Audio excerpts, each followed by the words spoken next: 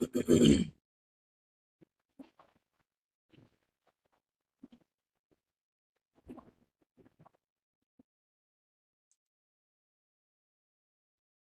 morning, students.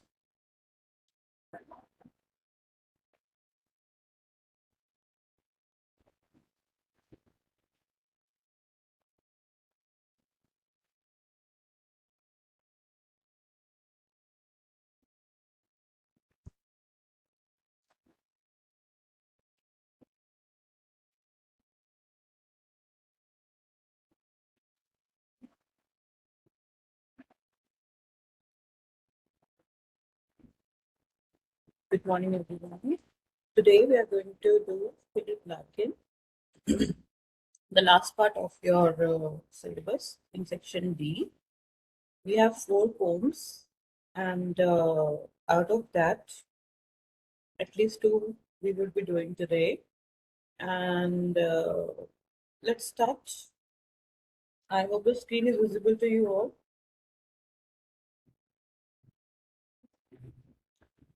Okay. So,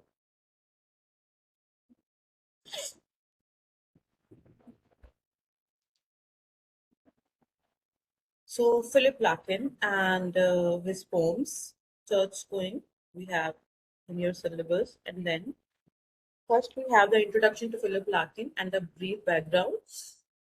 Philip Larkin was born on August 9 and 1922 in Coventry, England. He was born in England and was recognized as one of the most significant English poets of 20th century. And if you have read the Skylark, then that is one of the most famous, I would say, or quite significant poem as far as the human psychology, human need, human philosophical terms, if we talk about. So, all these terms were present in that poem. And here also, we would get all the clubhouse of his wisdom in the poem that we are going to do today. Okay, he's known for his exploration of themes such as religion, morality, and the human experience. So we know that every poet talks about human experience, and the main forte, as he is a philosophical poet, so I can say that religion, morality are also the part of that character that was built up upon into the society where he was born and quite a good example you will find in the first poem that we are going to do today, morality and religion, and especially the human experience. All 3 themes have been explored in this poem. Okay, so the first poem is Church Going.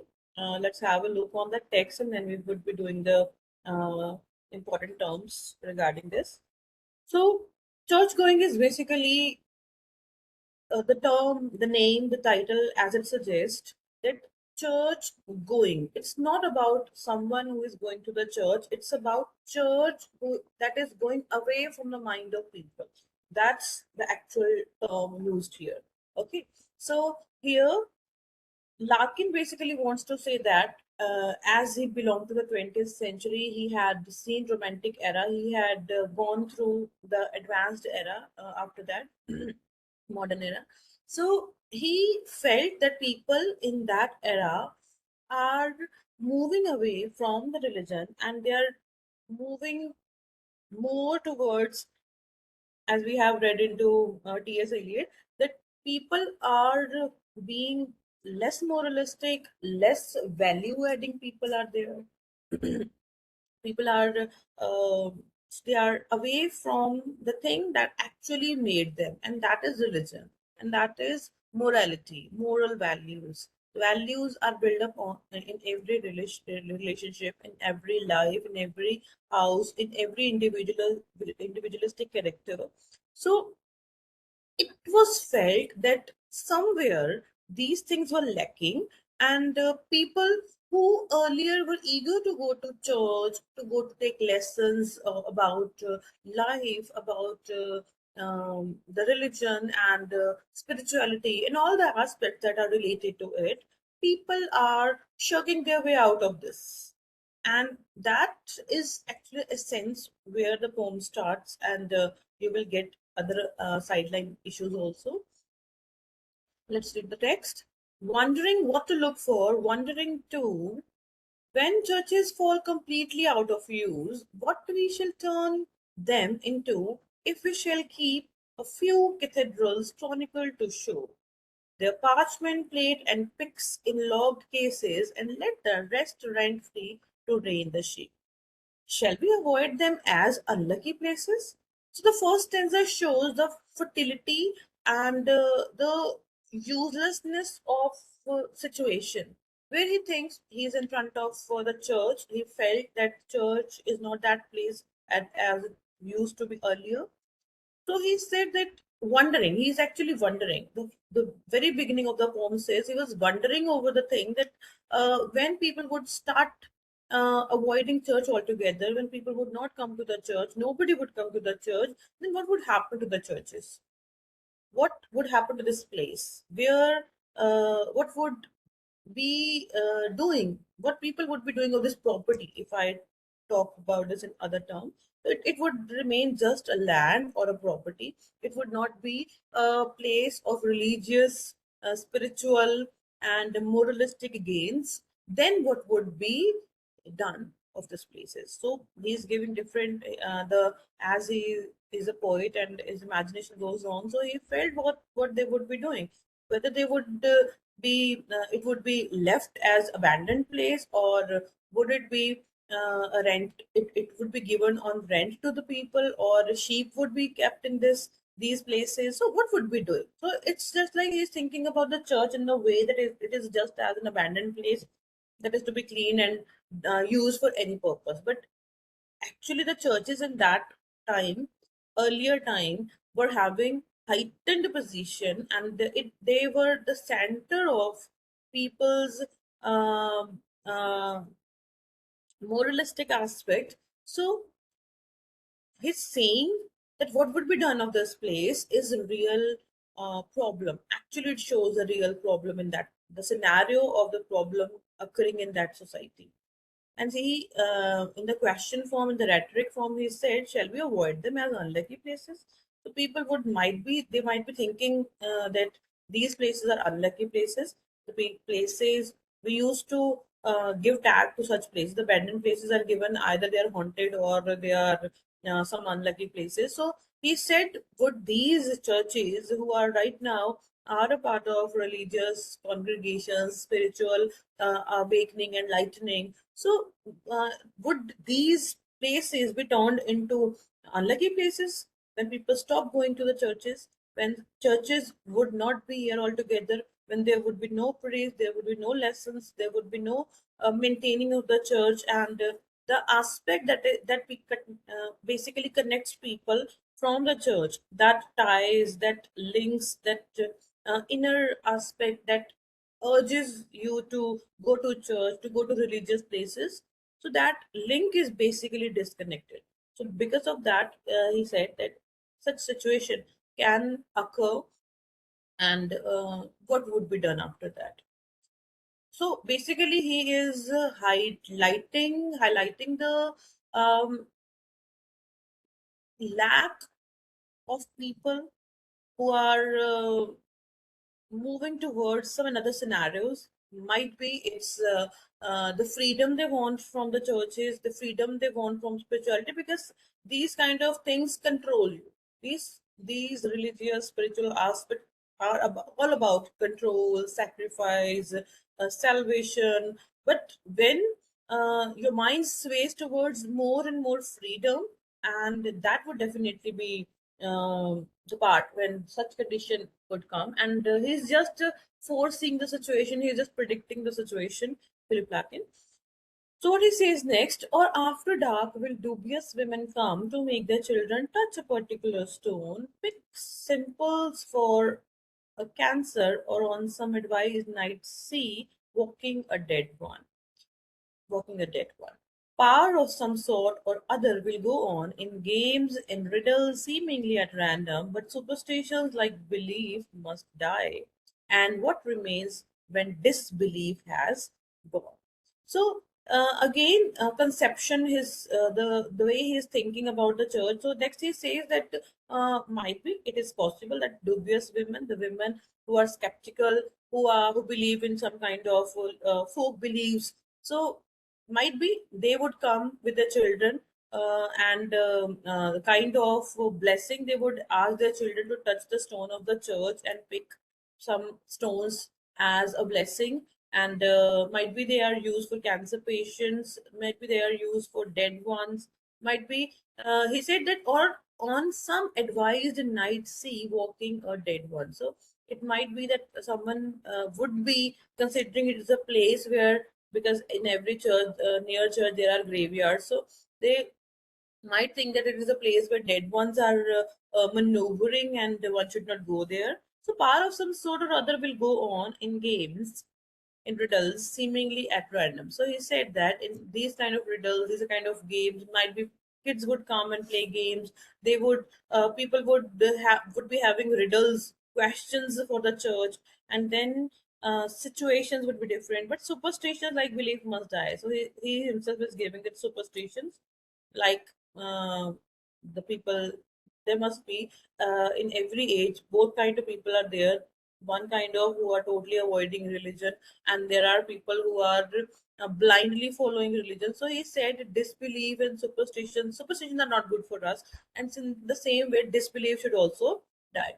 At what remains what belief has gone. And then again he is questioning, then what would remain even when disbelief has gone. So it is the belief, the trust that is holding us on to these things. And people, when they disbelieve, even when he says disbelief is gone, what would happen to these places? He said grass, weedy pavement, brambles, buttress, sky, a shape less recognizable each week, a purpose more obscure. I wonder who. So it will be complete in the next slide. So he said there would be only grass. When the place is abandoned, when nobody comes to a place, nobody maintains the place, what would happen to that place? There is grass all around. There would be weeds would be on the pavement, on the entrance, and in the garden, in the front part. And there would be mosquitoes, butterflies. The sky would be full of all these things. So he said that when such situation would be prevalent at that time, nobody would be even able to recognize that this building is a church, right? Might be after some time a person would pass through that place and looking at that abandoned place with lots of grass all around. Might be it looks like a scary haunted place, so people would not believe, people would not be able to recognize that this is a place where once people used to come take lessons of spirituality, religion, they worship their god, and they would not be able to recognize all these things. So he said that the purpose of this place would be obscure, would be weird.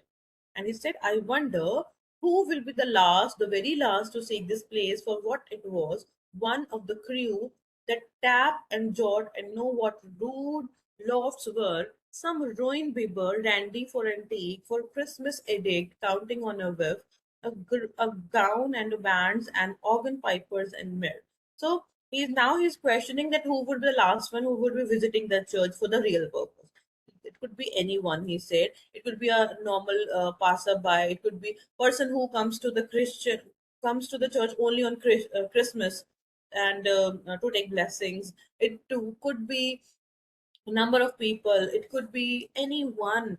But it could be, he talking about the bands and the pipers. Might be someone who's getting married. So it could be anyone. But he's wondering that who it could be, who would be visiting the church in the last place.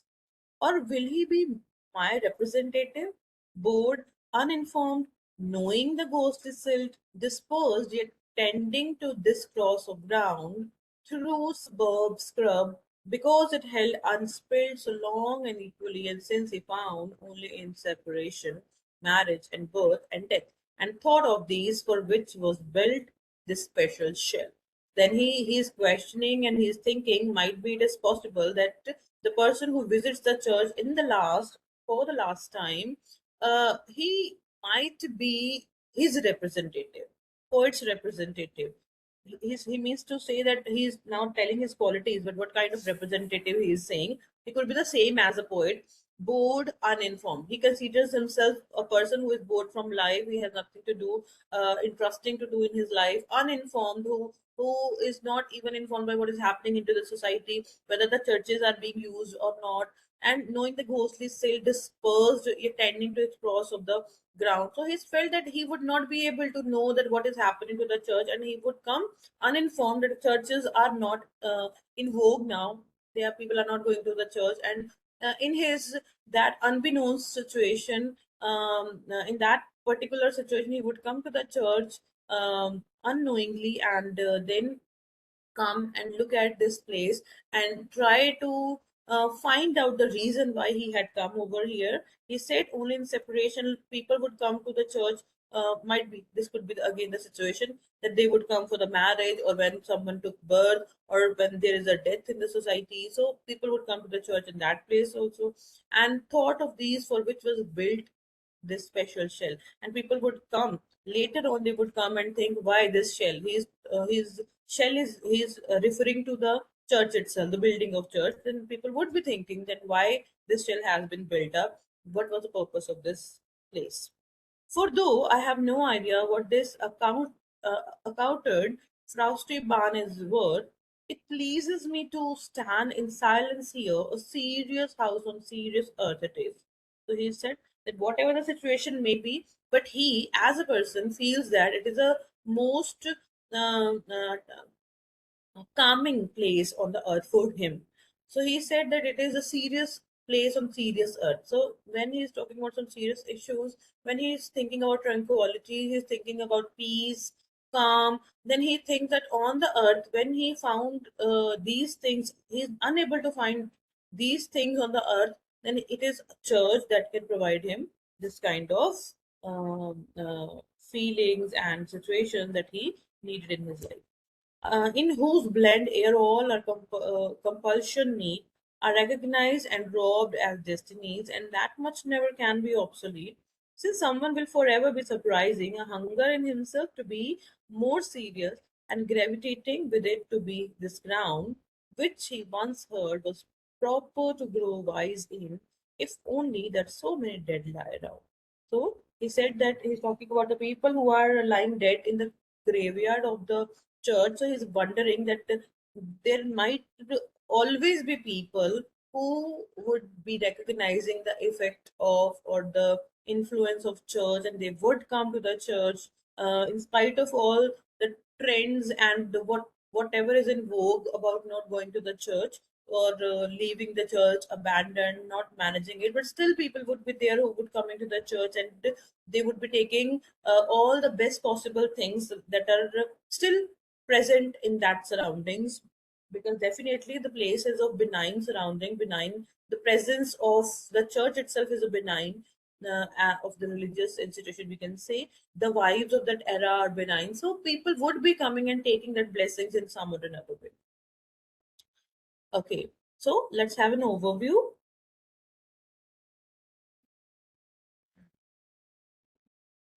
Church going. The poem describes a speaker's visit on an empty church. We have just done an overview of the poem also, of the text. Now we will be discussing main points. So basically what the poem is about, it is about a visit to the empty church where the person is going. Philip Larkin, as a spokesman, he is going there and visiting the church, and then he is thinking about all these things. The speaker reflects on the significance of the church and religion in modern society. So we have gone through the text, so we know that he is reflecting upon this thing. What is the significance of the church going? What is the significance of religion? What is the significance of spirituality in the modern society? Because modern society is going away from religion, they're more towards technology, they're more towards reasons and logics, they're more towards new advancements. So they are not on the path of religion anymore, and they think that religion binds them in one or another way, and they want to get freedom out of it. So the senses, the emotions, and ideologies of the people have been changed in that scenario when the church going was written. So he is just thinking about that thing and writing about the significance of church. A sense of ambivalence towards religion is evident, oscillating between skepticism and reverence. So, when he is giving the example of the people, and then he is thinking about the actual benign situation of the church. So, it is about a kind of right ambivalence is the double kind of meaning, two dual meaning we can say. So, the sense of dual meaning is there, the sense of ambivalence is there. At one side, he is talking about the church as an abandoned place, as it is going away from the mind of people, and it is losing its importance and significance. And on the other side, he is also giving that this place has its own charm, its own vibe, its own benign and blessed situation. And the people would always come. Some people, they might not be the skeptical ones, but there would be people who would always respect this church, whether it is abandoned, whether it is unmanaged. They would come, they would touch the stones over there, and they would feel themselves in peace when they come to the church. So it's a kind of a dual situation that is happening over there. Then he talks about church going encapsulates a conflict between tradition and modernity. So we have read it. So traditions are about going to church, taking blessings, taking sermons, and then getting all the knowledge about religion and following the path of religion and spirituality. And but uh, there is a conflict of this tradition with modernity.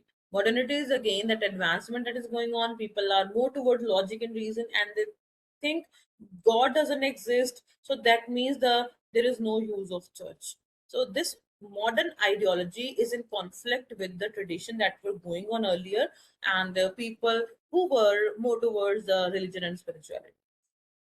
So Larkin's exploration invites readers to reflect on their own beliefs and the role of religion in contemporary life. Larkin's exploration. Larkin invites readers to reflect on their own beliefs, right? So he is giving his belief system. He is talking about his belief system, and he is portraying the poem in the way that we should reflect where we are standing right now, whether we are at the part of modernity or at the part of tradition, whether we are following or maybe in between. We are not totally towards tradition or spirituality, and not neither we are towards modernity, nor we are towards traditional uh, way of learning through churches and taking lessons and sermons from our religious places. He's particularly talking about church, but basically it is about religion and spirituality. It's a symbolic form. Okay. So Larkin's exploration invites readers to reflect on their own beliefs and the role of religion in contemporary society. Role of religion. He's taking the example of church, but we can consider it as religion. Okay. So in contemporary society, we know that people are not. Uh, people don't even know the right kind of re- religion, or I would say the teachings, the spirituality, what actually means about of this term, right? This term is a broader term. Religion is not about just reading the religious scriptures and then boasting of that you have done this or that part, but it's about how you're applying those religious doctrines or religious moral values or lessons that have been given in those particular area. So, how to apply those things to your life? Religion is about this. It's about spirituality, but not blindly following the religion, not blindly following the what has been said. It is about encapsulating or engulfing and then portraying into your character. So that was the real purpose of religion. That is the real purpose of spirituality, and that is what Larkin wants to revive into the modern generation. Okay, so what's the theme? First one is ambivalence toward religion. So whatever we had done in the previous slide, we can correlate it. Ambivalence towards religion. The speaker grapples with the relevance of churches in a secular age. Secular age. He took the term secular for the modern age, because secular means one who has nothing to do with the religion, right? Who is free from the religion, who doesn't bother about the religion. But secular doesn't mean you need not to follow the terms like humanity, morality. These are not out of the realm of secularism. Secularism is only about religion. That we have so many religions. There are Sikhs, there are Hindus, there are Christians, there are Muslims, and so many other sects are there. So that means secular is nothing to do with that. They have to do with only human beings, human values, human things. Okay, so he said that churches are losing their relevance in the modern society, because in modern society people consider themselves secular, but they're not actually following the path of secularism. So there is ambivalence. People don't even know, they don't even leave the religion. They are holding the religion, but in shallow terms. And on the other hand, they are considering themselves secular, modern, full of technology, and they are their situation is often in between. They are oscillating between religion and modernism. Then the second thing is search for meaning. So, because the purpose of the whole poem is the quest to find out what is happening in the society and how, to what extent this is right. Okay, the poem suggests a quest for understanding and purpose beyond religious tradition. So he is not in the favor of the in the poem. Larkin is not totally in the favor of whatever the church is doing, because actually in that time even the churches and their priests were corrupt. So people started leaving that religion. So it is not about questioning. When they are corrupt, they would ask you to do the things that are not actually religious things. They're not actually heightening your purpose. They are not actually maintaining your balance in the society. They're not teaching you to be right kind of person. They are teaching you something else if they are corrupt. So it means you need not to blindly follow the religion, but you have to consider the real essence of religion. Okay, then the third one is mortality and existence. Okay, so mortality and existence is again one of the themes of church going. The contemplation of death and the rituals surrounding it highlight human vulnerability. So in the poem we have read that people would come to this place for the marriage, for childbirth, for and for death ceremonies. So from this point we said, and we can consider, we can think that human is a mortal being, and he has to die one day. So um, rituals that are related to the church and traditions, they are of equally, actually they are of equal importance to the human beings in this real scenario. Okay, the symbols, the church itself is a symbol. It represents a place of tradition and reflection, but also a symbol of fading relevance. So definitely, if we think about the earlier purpose, then it was the place of tradition. It was a place of worshiping. It was a place of reflection, reflecting upon your own character, behavior, your own values. But later on, it becomes a symbol of fading relevance because of the corrupt people who were in the church, and because of the scenario that is going in the society, they the relevance of the church, the purpose of the church was fading away. So people started moving away from church. That's why he said church are going away from the speaker symbolizes the modern individual questioning faith and and the significance of rituals. He is questioning the faith, where the faith is leading people to, and then he is talking about the significance of rituals that are happening into the society, that are taking place in the society, and those that are having real significance. Those kind of rituals, traditions that are to be followed into the church, and all these kind of things. Then the third symbol is the act of church going, right? Church going, and the speaker. They are the symbolic terms. It's a church going action. It signifies a search for the connection, meaning, and understanding of in the complex world. So I just told you before um, that these connections are the kind of thing that builds up into the church and the human being. Then human being would try to go to the church and seek few more connections, But as they are losing, as the meaning of these connections are losing, so the people are not aware of the actual term and the sense of the religion. So in the complex word means a word who is in the complex situation because of this dilemma, because of the ambivalence they're having for the modernity and the religion. It is very difficult for them to understand the real meaning, real sense of the religion or spirituality, of the real meaning of the church. So the connection is losing. So the act of going to church going is about losing the connection. So important terms are: once I'm sure there's nothing going on, reflect the speaker's initial skepticism, that how he felt that when he would be going to the church, then only at that time when there would be nothing going on. So he would be skeptical whether to go or not to go to the church. A serious house on the earth, serious earth. It's a very symbolic and very important quote. It indicates the enduring weight of church presence. The presence is there, the church are important, and on the serious or the serious house, that means there is some significance, some importance that has been given to the churches. What will the future hold? So it demonstrates the speaker's contemplation of the church's role moving forward. So we know that since the beginning we have understood that speaker Larkin or speaker is talking about the relevance of the church in the current era. So that is demonstrated in this line. What will future hold? We didn't know in the future whether there would be church or not, whether there would be anything to be of any importance like church, or the place where they could go and take blessings, or any other kind of thing that they used to do in the church.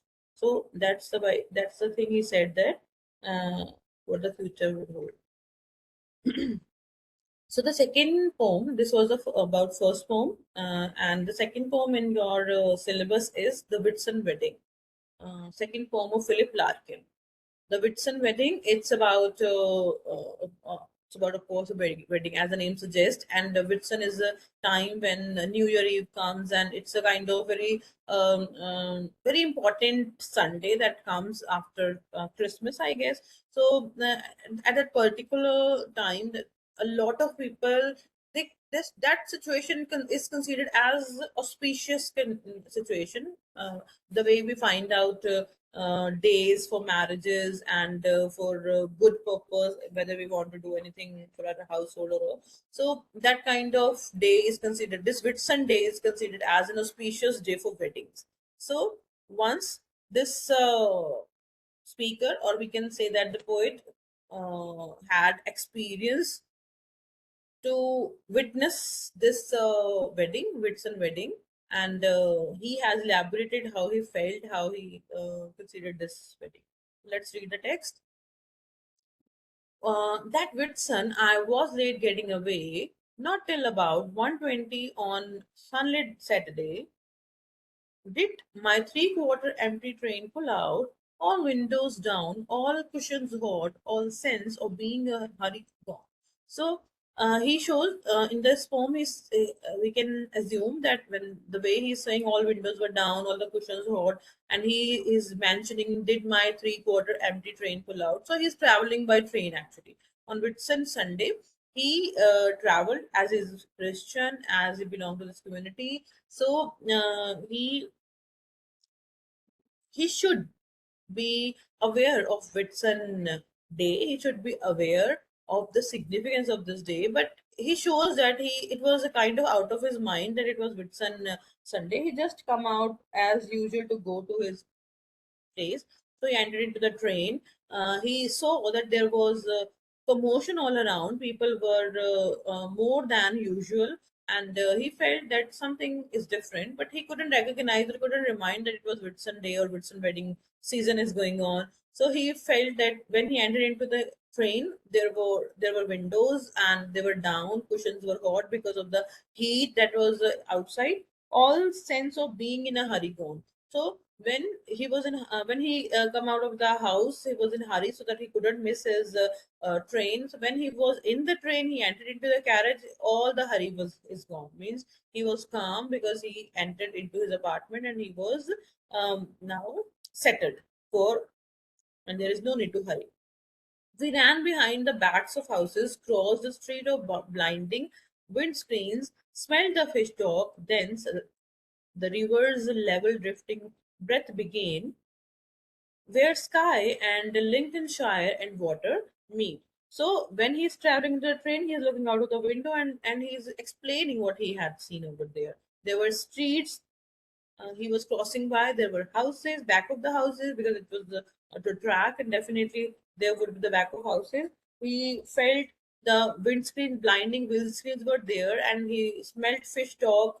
That might be the train might have gone through the riverside where there was a strong smell of fish, and then the river's level drifting breath began, and the sky and the Lincolnshire water meet. So river, water, sky, he was able to look at the scene of the meeting of three: the land, the river, and the sky. So the meeting of the three he had seen while sitting into the train, the carriage of train.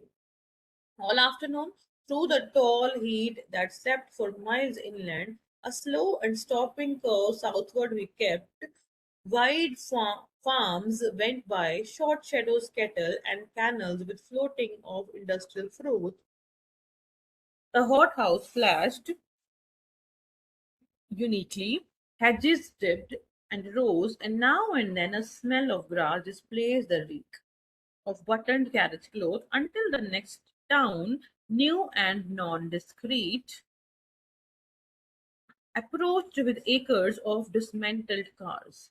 So, when the train moved further, whatever the things he have experienced at the time, as he is totally explaining the Whitsun Sunday, he the name is Whitsun Wedding, but he is explaining Whitsun Sunday. Okay, so he said that all the afternoon he was in the train. There was heat, tall heat, and slept for miles inland. So for a long time, it was the kind of that he had taken nap. A slow and stopping curve southward we kept. So he went to southward situation. There was slopes. There were slow movement of the train. There were wide farms that were they had crossed, and there were shadows. There were cattles, canals, floating industrial froth. Canals were full of water and industrial froth was there. He could see that froth over the water. A hothouse flashed uniquely, so everything was hot as it was the hot Sunday of the summer.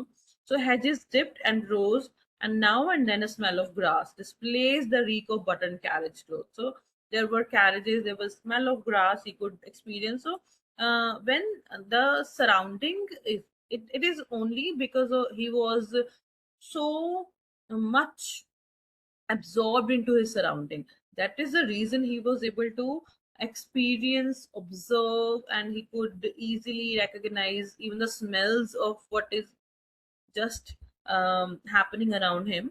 And then at first he said, I didn't notice what a noise the wedding made. Each station that we stopped at, sun destroys the interest of what's happening in the shade. And down the long pool platform, whoops and skulls I took for porters, Larking with the maze, and went on reading. Once we started, though, we passed them grinning and promenade girl in parodies of fashion, heels and veils, or posed irresolutely watching us go.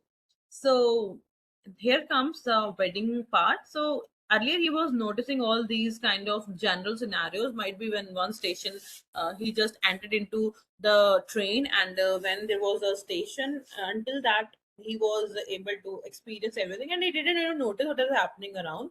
But when he reached another station, then then he noticed, and then he said that there was a kind of commotion all over, usual than the earlier time, and this commotion was about the weddings. Actually, it is that after the wedding, the people of the family of the groom and bridegroom, they had come to the station to board the wedding couple.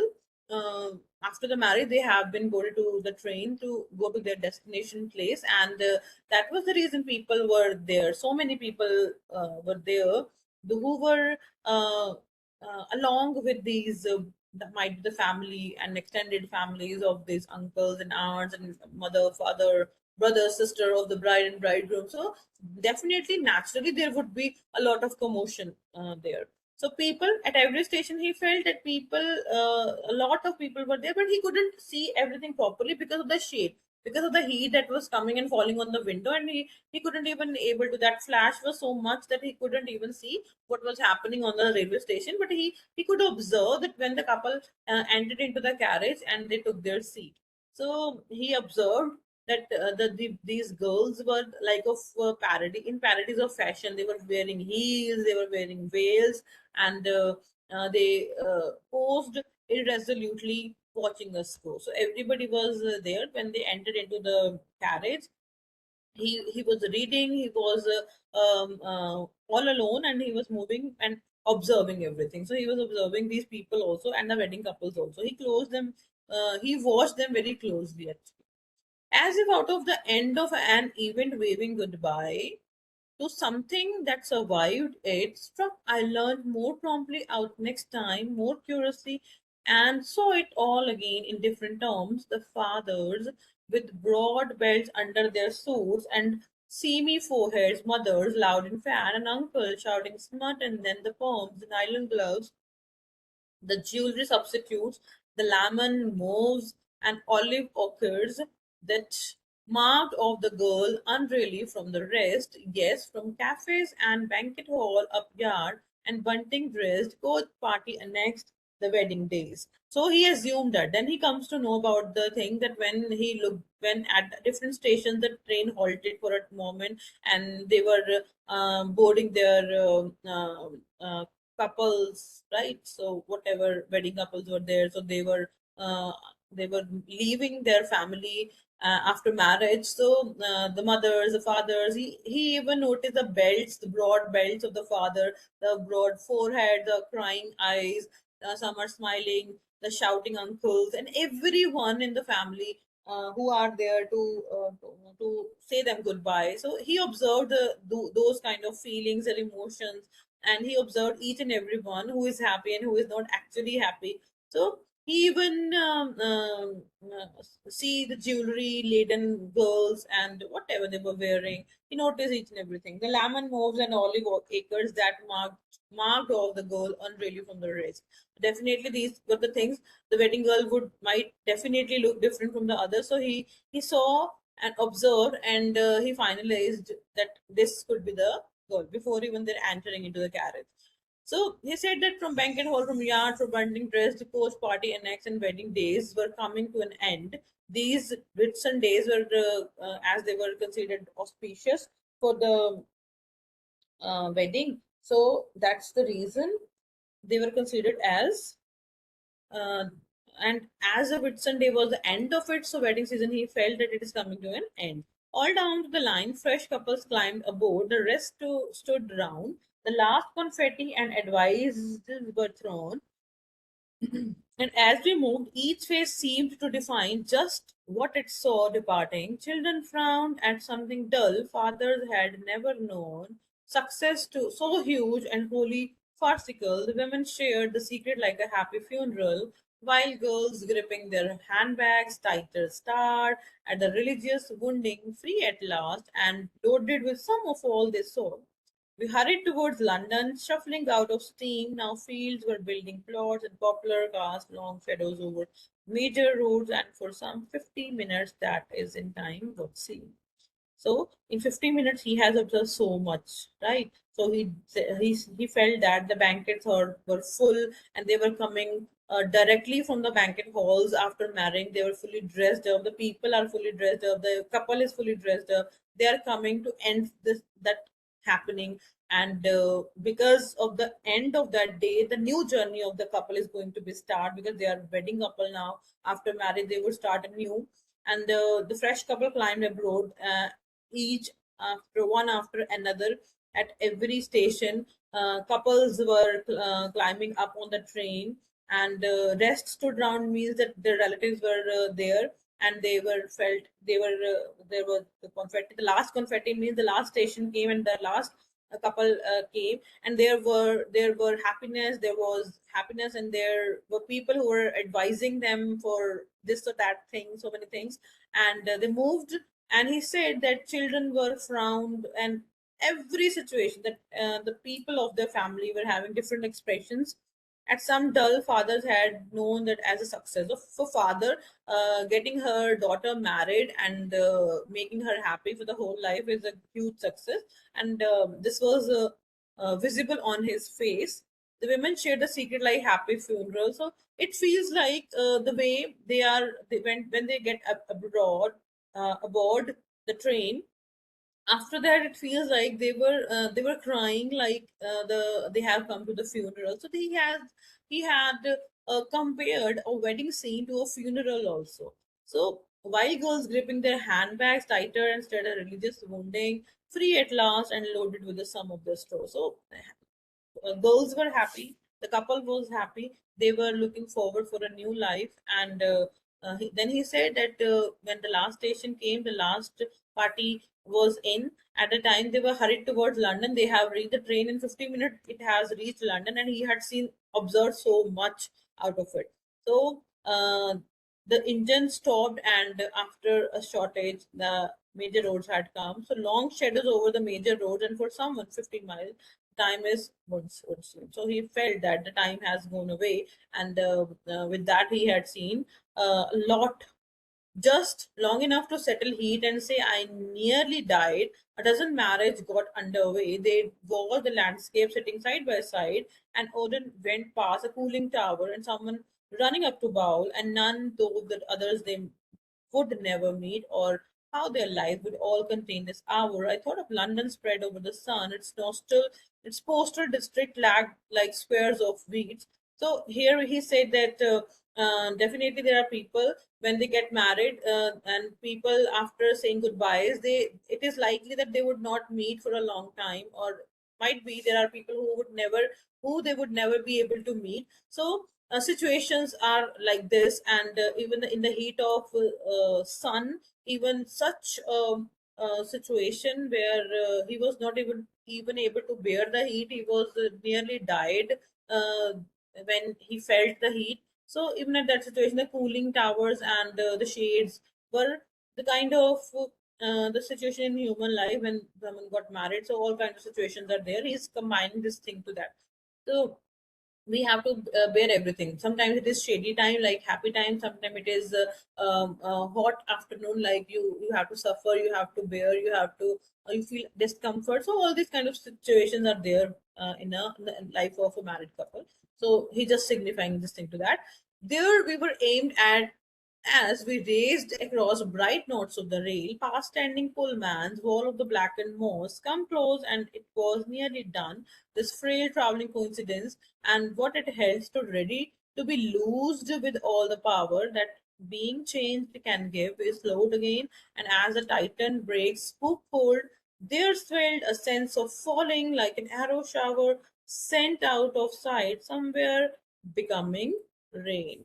So he said when they have reached the destination, there was definitely a pull when the brakes were pulled up. So there was a pull, and they all fell in front, forward. They fell actually forward to because of that gravity, definitely. So he felt that there was a kind of new life they have been given, and the sense of falling like an arrow shower. They felt that they have been taken back to the forward like an arrow does. So sent out of sight somewhere, becoming rain. So it feels that they all were sent pulled back, and as to target someone, just like a rain of arrows, they would fell forward to their lives.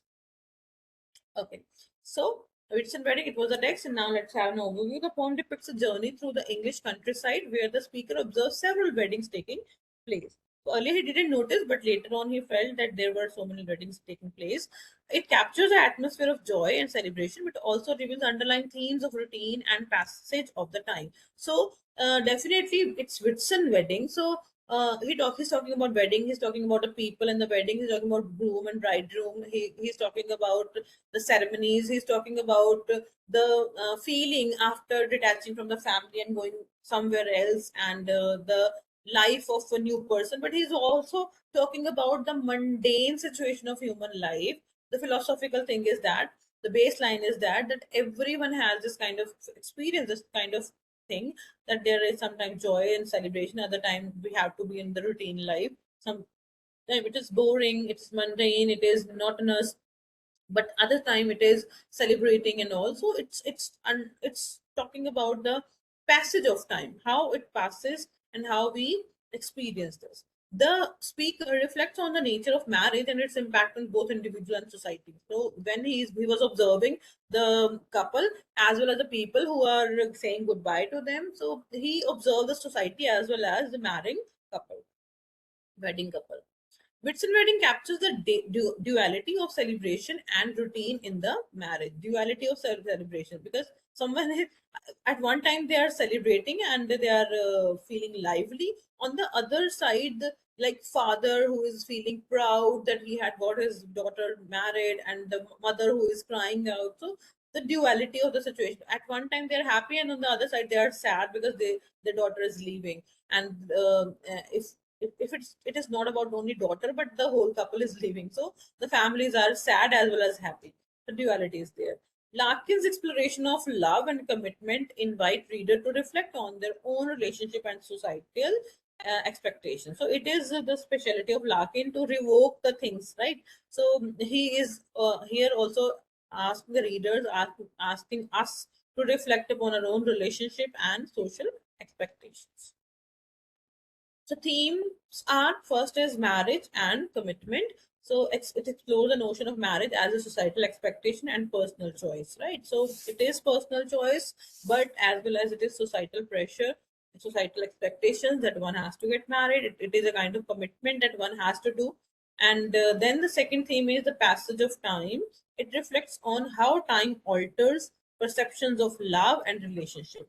It happens with the passage of time, everything changes. You don't always feel joyful, you don't always feel on the cloud nine, but you have to face the realities, you have to face the daily mundane things also. So that changes the term of love with the passage of time. Nature and change, very important. The changing landscape symbolizes the transition in life and love. So whatever he is explaining through the landscape, the heat, the shadow, the kind of rain arrowed from the back and forth, so all these things are a situation, life situation. As he is a philosophical poet, so he is talking about life. It symbolizes the transition in life and then in love. So it again the same thing, it is not always happening, it is always changing. The change is the law of nature, so it is the law of life, it is the law of love. The change is everywhere. Okay, so these are the basic themes. Then symbols. Whitsun, as they are saying, Whitsun wedding. So it represents traditional time for weddings and symbolizing spring and renewal. The time, particularly, it is after summer. So it is a springtime. It is a renewable time. We know that in spring, the new flowers, new greenery, everywhere we see the greenery and newness. The rejuvenating time is there. So renewal, and it symbolizes the spring and new time. So the weddings takes place in that tradition as their tradition represents. So Whitsun is considered as an auspicious time for marriages. The train journey symbolizes a journey of life with ups and downs and inevitably of change. So change, ups and downs, everything is there in the train journey as well as in the journey of life. The weddings, it serves as a metaphor. Weddings are just as a metaphor for societal norms and the complexity of human relationship. The weddings are they symbolizes societal uh, ways of telling people that what has to be done and what has to be avoided. So the Whitsun wedding, I saw them all. The Whitsun wedding, I saw them all up till now. It highlights the speaker's observation and the central theme of the marriage. Then the second important quote is, and that much never can be lost. Suggest a sense of permanence amidst the changes, right? And they were not the same. It can be used while writing your answer. It reflects on individuality of each couple and their unique experiences. They were not the same. So they are not same means they have individualistic qualities. They are unique. They are different. They are rare. So this represents that. Okay. So for this, it's over. Two of the poems are done. So total we have four poems of Larkin: The Church Going, The Whitsun Wedding, Toads in High Window. The Toads in High Window will be done next Sunday, and this time the first two are done. I hope the poems are clear to you all. Yes, ma'am. Okay, great. Chalo. Okay, then you are free from my side. See you in the next class.